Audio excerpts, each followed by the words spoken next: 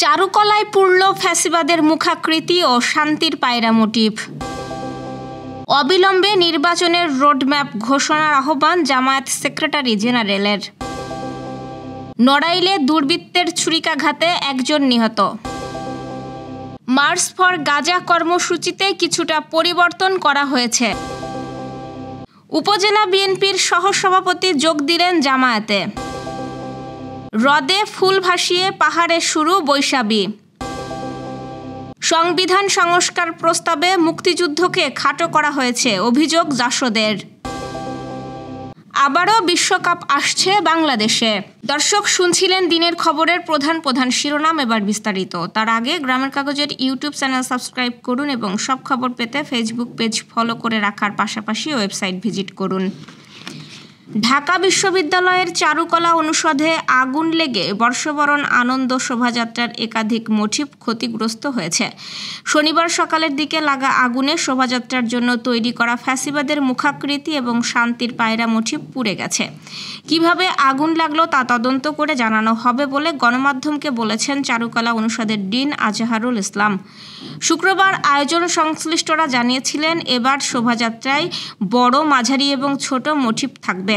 এর মধ্যে বড় মোটিভ থাকবে 6টি।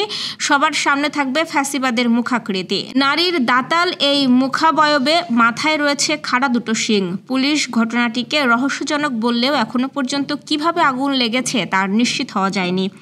তবে এই ঘটনার জন্য ভারতে পালানো শেখ হাসিনার দোসরদের দায়ী করেছেন সংস্কৃতি উপদেষ্টা মোস্তফা সরোয়ার ফারুকী। শনিবার নিজের ভেরিফাইড ফেসবুকে দেওয়া এক পোস্টে আওয়ামী লীগের লোকজনকে দায়ী করে হুঁশিয়ারি দিয়েছেন ফারুকী।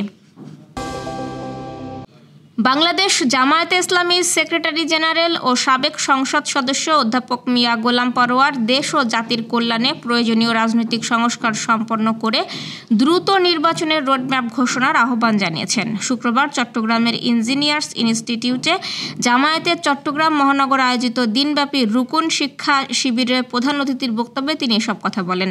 অধ্যাপক পরোয়ার বলেন, অহেতুক কোনো বিলম্ব না করে জাতির প্রত্যাশা পূরণে যত সময় প্রয়োজন তত সময়ের মধ্যে সংস্কার সম্পন্ন করে অবিলম্বে নির্বাচনের তারিখ ও রোডম্যাপ ঘোষণা করতে হবে। তিনি অভিযোগ করেন, পলাতক স্বৈরাচাররা এখন দেশের বাইরে থেকে অর্থ ব্যয় করে গুজব ছড়াচ্ছে। আন্তর্জাতিক অঙ্গনেও তাদের ষড়যন্ত্র থেমে নেই। নড়াইল সদরে দুর্বৃত্তদের ছুরিকাঘাতে মোশাররফ হোসেন মুসা নামে এক ব্যক্তি নিহত হয়েছেন। শনিবার সকালে উপজেলার নতুন বাস টার্মিনাল এলাকায় এ ঘটনা ঘটে। নিহত ওই ব্যক্তি দলিজিতপুর গ্রামের বাসিন্দা। পুলিশ ও স্থানীয় সূত্রে জানা গেছে, শনিবার সকালে নড়াইল সদর উপজেলার নতুন বাস টার্মিনাল এলাকায় ছুরিকাঘাতে আহত হয়ে পড়েছিলেন মুসা। পরে স্থানীয় লোকজন তাকে উদ্ধার করে নড়াইল সদর হাসপাতালে নিয়ে যায়। কিছুক্ষণ পরে জরুরি বিভাগের কর্তব্যরত চিকিৎসক তাকে মৃত ঘোষণা করেন। তবে তাৎক্ষণিকভাবে কী ঘটনার জেরে তাকে ছুরিকাঘাত করা হয়েছে তা জানা যায়নি। ফিলিস্তিনের গাজা ইসরায়েলি গণহত্যার প্রতিবাদে আয়োজিত মার্চ ফর গাজা কর্মসূচিতে কিছুটা পরিবর্তন করা হয়েছে। শনিবার শাহবাগ থেকে মানিক মিয়া এভিনিউ পর্যন্ত এই মার্চ হওয়ার কথা ছিল। তবে নতুন সিদ্ধান্ত অনুযায়ী এদিন দুপুর 3টায় সোহরাওয়ার্দী উদ্যানে গণজমায়েত করা হবে। মানিক মিয়া এভিনিউ অভিমুখে যাত্রা করা হবে না। প্যালেস্টাইন সলিডারিটি মুভমেন্ট বাংলাদেশ নামের একটি প্ল্যাটফর্ম ফেসবুকে মার্চ ফর গাজা নামে একটি ইভেন্ট তৈরি করেছে। এই কর্মসূচির আয়োজকদের পক্ষ থেকে বলা হচ্ছে, ফিলিস্তিনের পক্ষে ঢাকায় এটিই হবে সবচেয়ে বড় জামায়াত। তারা দলমত নির্বিশেষে সবাইকে এই কর্মসূচিতে অংশ নেওয়ার আহ্বান জানাচ্ছেন। জাতীয় মসজিদ বায়তুল মোকাররমের খতিব মোহাম্মদ আব্দুল মালেক এই জামায়াতে সভাপতিত্ব করবেন বলে আয়োজকরা জানিয়েছেন। ঢাকার বিনিয়োগ সম্মেলনে আসা অতিথিদের চলাচল ও ভর্তি পরীক্ষার বিষয়টি বিবেচনায় নিয়ে মার্চ ফর গাজা কর্মসূচিতে ওই পরিবর্তন আনা হয়েছে।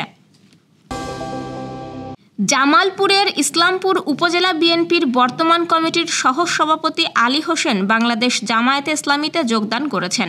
শুক্রবার দুপুরে ইসলামপুর উপজেলা জামায়াতের দলীয় কার্যালয়ে দলীয় ফরম পূরণের মাধ্যমে দলটিতে যোগদান করেন বিএনপির এই নেতা। যোগদানের সময় উপস্থিত ছিলেন জামায়াতে ইসলামী কেন্দ্রীয় কমিটির সেক্রেটারি ও বৃহত্তম ময়মনসিংহ অঞ্চলের পরিচালক ডক্টর সামিউল হক ফারুকী এবং ইসলামপুর উপজেলা জামায়াতের আমির রাশেদুজ্জামান রাশেদ সহ অন্যরা।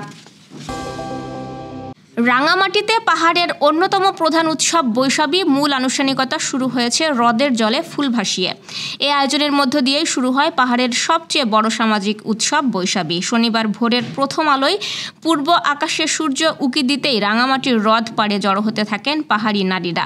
ডালায় সাজানো রক্তজবা, রঙ্গন, গাঁদা আর নাম না জানা বুনো ফুল ফল পাতায় মুড়ে নিয়ে তারা গঙ্গা দেবীর উদ্দেশ্যে ফুল নিবেদন করেন। নারীরা রঙিন পিনন, হাদি আর ছেলেরা ধুতি পাঞ্জাবি বা ফতুয়া পরে উৎসবে অংশ নেন। হ্রদের পাড় জুড়ে যেন বসেছে রঙের মেলা।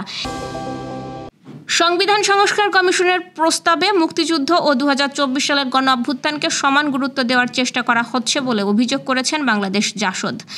দলটি বলেছে, মুক্তিযুদ্ধকে খাটো করার প্রস্তাব গ্রহণযোগ্য নয়। 24-এর গণ অভ্যুত্থানের ঐতিহাসিক তাৎপর্য রয়েছে, সেই সঙ্গে 90-এর গণ অভ্যুত্থানেরও তাৎপর্যপূর্ণ উল্লেখ করে তা সংবিধানে উল্লেখ করা প্রয়োজন বলে মনে করে দলটি। এছাড়া ধর্মগ্রন্থের সঙ্গে সংবিধান তুলনীয় নয় উল্লেখ করে শুরুতে বিসমিল্লাহির রহমানির রহিম ও এর বাংলা অনুবাদে রাখাটা সমীচীন নয় বলেও মনে করেন জাসদ। শনিবার জাতীয় সংসদের এলডি হলে জাতীয় ঐক্যমত্য কমিশনের সঙ্গে হওয়া সংলাপে এসব বক্তব্য বাংলাদেশ জাসদের পক্ষে তুলে ধরা হয়।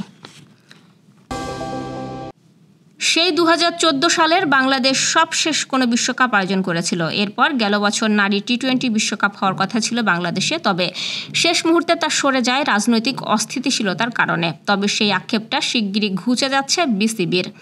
অনূর্ধ্ব 19 নারী বিশ্বকাপের আয়োজক সত্ত্ব পেতে যাচ্ছে বাংলাদেশ। 2027 সালে হবে এই বিশ্বকাপের লড়াই। এটি হতে যাচ্ছে টুর্নামেন্টের তৃতীয় আসর। প্রথমটি হয়েছিল দক্ষিণ আফ্রিকায়, দ্বিতীয় আসর হয়েছিল মালয়েশিয়ায়।